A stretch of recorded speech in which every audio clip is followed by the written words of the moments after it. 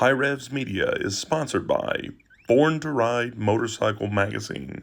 Check out borntoride.com.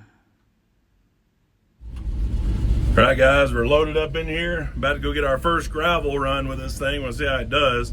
I'm gonna get a ton of gravel in here, literally a little ton, 2,000 pounds. So see how it works. And horn works really good. Okay. They are about to pick up some gravel. We're gonna get 57 or crush a run. 57. Nice.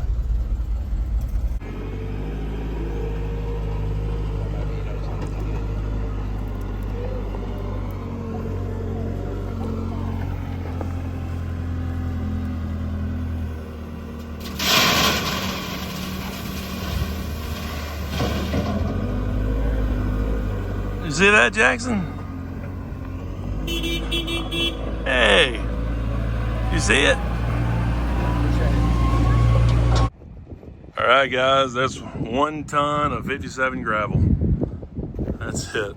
1 little ton in here. And the suspension hardly moved. So, should haul this just fine.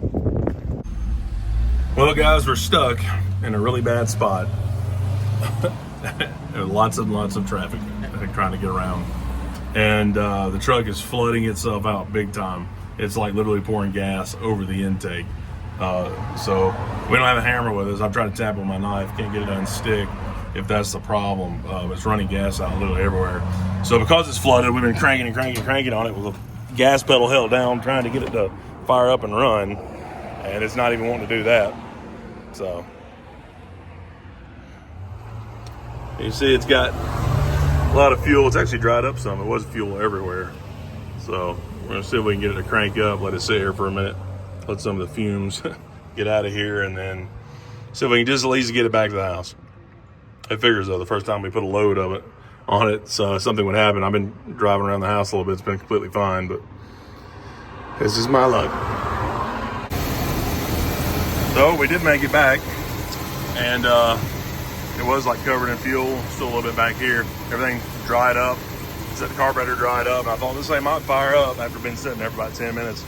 Luckily it fired right back up, and then we were good to go again. So it's back running, back home. Got our gravel here. All right, guys, so I did get a new air cleaner here. Just a little small one, pretty simple. And this has a cotton element. It didn't come pre-oiled, so I did just spray it down with a little bit of WD-40 just to give it a light oil. All it needs is a little bit of light machine oil on there, or K&N oil would be fine. Just didn't have any here.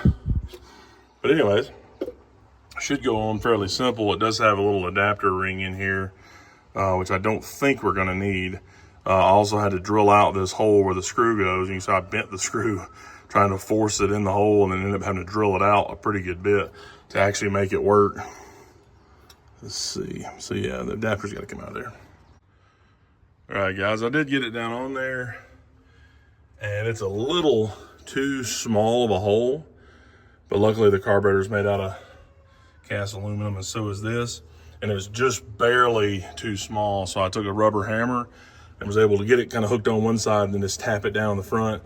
And now it actually went down really solid without the screw in it, which is kind of nice. I'm gonna run the screw in it anyways. However, it looks like the screw's not even gonna do much, but I may try to tap it down just a little bit further. I think it's gonna be fine actually, even without the screw, but mainly just fill up the hole because of the way they designed this thing. But it should work.